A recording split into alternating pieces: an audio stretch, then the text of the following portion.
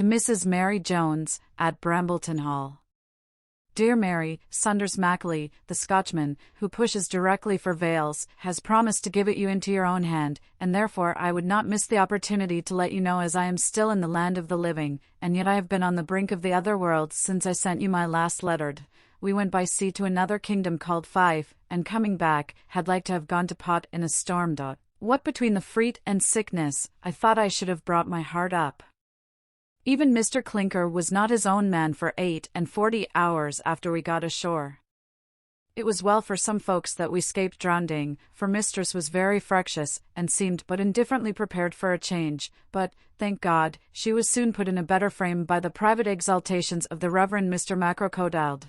We afterwards turned to Starling and Grecow, which are a couple of handsome towns, and then we went to a gentleman's house at Lochflaming, which is a wonderful sea of fresh water, with a power of highlands in the midst on't, they say as how it has a bottom, and was made by a musician, and, truly, I believe it, for it is not in the course of nature. It has got waves without wind, fish without fins, and a floating highland, and one of them is a churchyard, where the dead are buried, and always before the person dies, a bell rings of itself to give warning. Oh, Mary! This is the land of conjuration. The bell knolled when we were there, I saw lights, and heard lamentations. The gentleman, our landlord, has got another house, which he was fain to quit, on account of a mischievous ghost, that would not suffer people to lie in their beds. The fairies dwell in a hole of Cairman, a mounting hard by, and they steal away the good women that are in the straw, if so be as how there ain't a horseshoe nailed to the door, and I was shown an old vitch, called Elspeth Ringavey, with a red petticoat, bleared eyes, and a mould of grey bristles on her sind, that she mought do me no harm. I crossed her hand with a taster, and bid her tell my fortune, and she told me such things describing Mr. Clinker to a hair, but it shall ne'er be said, that I mentioned a word of the matter.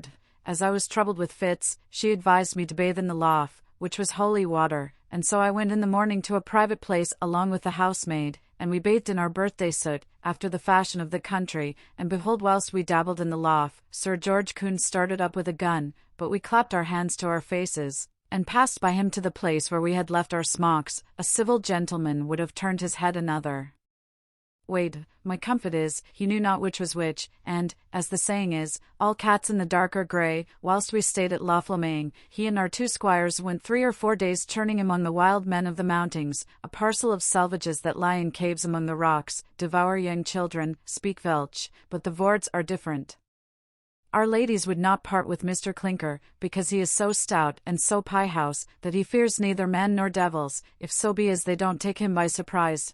Indeed, he was once so flurried by an apparition, that he had like to have sounded. He made believe as if it had been the old Admiral, but the old Admiral could not have made his hair to stand on end, and his teeth to shatter, but he said so in prudence, that the ladies mought not be afeard. Miss Liddy has been puny, and like to go into a decline. I doubt her poor art is too tinder, but the Gotsfey has set her on her legs again. You know's Gotsfey is mother's milk to a Welsh woman. As for mistress, blessed be God, she ails nothing, her stomach is good, and she improves in grease and godliness, but, for all that, she may have infections like other people, and I believe, she wouldn't be sorry to be called your ladyship, whenever Sir George thinks proper to ask the question, but, for my part, whatever I may see or hear, not a prodigal shall ever pass the lips of, dear Molly, your loving friend, Win.